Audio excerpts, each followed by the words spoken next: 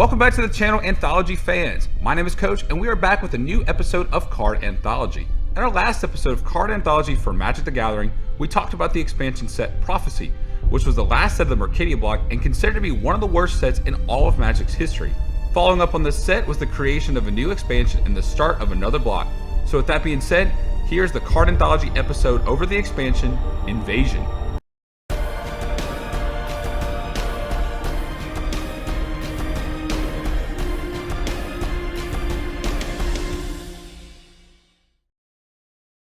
Invasion was released on October of the year 2000. This expansion was designed by Bill Rose, Mike Elliott, and Mark Rosewater, along with being developed by Henry Stern, Randy Buehler, Robert Kuchera, William Jockish, along with Mark Rosewater from the design team. Art directors Ron Spears and Dana Knudsen would be back for the Invasion expansion set.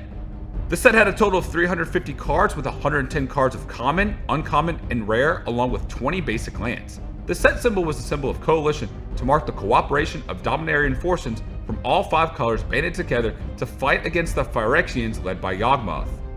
There were also 4 pre-constructed theme decks for the Invasion expansion: the black and red Blowout deck, the blue and black Dismissal deck, the white and green Heavy Duty deck, and the pentacolored deck simply known as Spectrum. There were 3 mechanics that were introduced in this expansion. The first mechanic was Kicker, which were cards that had an extra bonus effect if the mana cost was paid for. Kanji Airy Keeper was just one example of this mechanic. The next mechanic was Domain, which was a mechanic that made cards more powerful based on the different basic lands in play by a player. Domain was a mechanic that influenced players to play 5-color decks. Power Armor and Ordered Migration were cards that used the Domain mechanic. The last mechanic was called Divvy, which lets a player separate a number of cards into 2 piles with the other player choosing what to do with those cards. The card Do or Die was an example of the Divvy mechanic.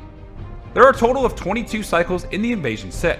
One of these cycles were called the Masters. These are rare 2/2 wizard creatures with 2 powerful activate abilities. The Masters were Sunscape Master, Stormscape Master, Nightscape Master, Thunderscape Master, and Thornscape Master. Another cycle was the Sack Lands, which were common triple lands that came into play tapped. It could be tapped to give 1 mana of a certain color, or be tapped and sacrificed for 1 of each of that color's allied colors.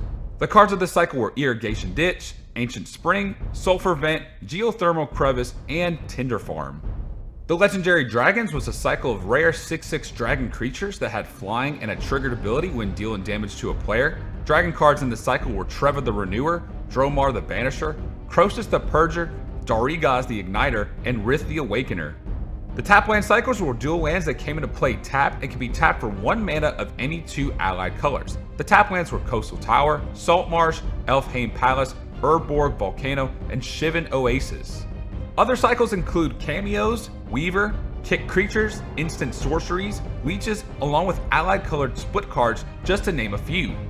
The last cycle that will be mentioned were the Emissaries. These were uncommon human wizards with a converted mana cost of 3 and an allied colored kicker ability that will destroy an opponent's permanents or return to the owner's hand. These cards also represented one of Dominaria's signature locations. Cards of this cycle were Benalish Emissary, Tolarian Emissary, Urborg Emissary, Shivan Emissary, and Verduran Emissary.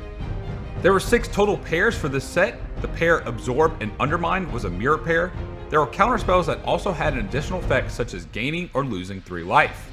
Another pair was with the cards Aura Mutation and Artifact Mutation. These are rare instant spells sharing a green mana cost to destroy an enchantment or artifact and then put X Saproling tokens into play equal to the converted mana cost of the destroyed item.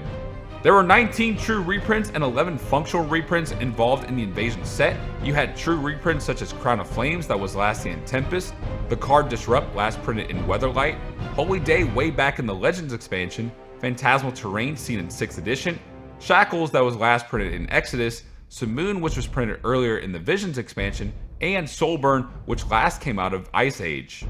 For functional reprints, Benalish Trapper played the same way as Master Decoy from the Tempest expansion, Metathran Zombie which played the same as Drowned from the Dark, Razorfoot Griffin which operated like a Kindu Griffin from the Raj expansion, and Medallion Merchant which was a functional reprint of Merfolk Traders from the Weatherlight set. A few cards of note either during this time or in other later formats were cards such as Verdalith the Ancient. This is a green legendary creature for 6 converted mana with an X kicker cost. It was also a 4/7 creature that gave +1/+1 to all tree folk and all saplings, along with X11 saplings based on how many mana was used in the kicker cost.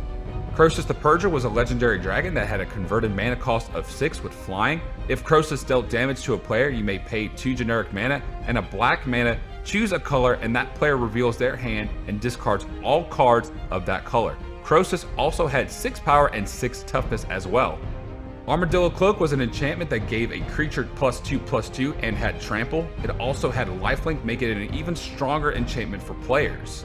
Phyrexian Altar was an artifact at 3 converted mana cost. This artifact has the ability of sacrificing a creature in order to add 1 mana of any color to your mana pool, making this card an effective mana accelerant. This card is used a fair amount in the EDH format. The last card on the list is the Divvy card Fact or Fiction. The player casting the card reveals the top 5 cards of their library, then an opponent sacrifices these cards into 2 piles. The player who casted Fact or Fiction gets to pick one of those piles and puts those cards in their hand and the other pile in the graveyard. This card is used in multiple formats and is pretty affordable in both paper and online. This card is also used in many EDH decks as well. A sealed booster box of Invasion is worth around $350. So that is all you need to know about the Invasion expansion set. I hope y'all enjoyed the video, and if you did, please leave a like, post a comment, and share the video to your friends. Also, make sure you subscribe to our channel for more content such as this. Next week's episode is going to be over Planeshift, so be on the lookout for that video soon. Also, be sure to check out our sponsor 5-Color Combo and check out their store along with downloading the app. Use the code Card Bazaar and get a 5% discount on all your purchases. So with that being said, this is Coach signing out, and I will see you guys next time.